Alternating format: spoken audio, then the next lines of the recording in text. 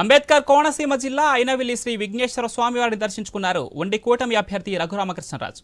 రాష్ట్రంలో కూటమి ప్రభుత్వం అధికారంలోకి రావాలని కోరుకున్నానని తెలిపారు.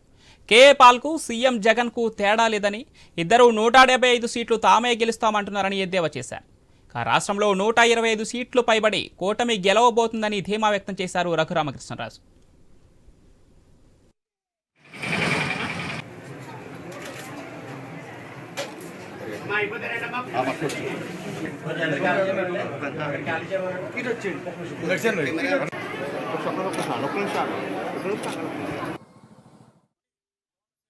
అమలాపురం వచ్చి మళ్ళీ వాడపల్లి అయినవల్లి ఈ రెండు దేవాలయాలు దర్శించుకుంటాం.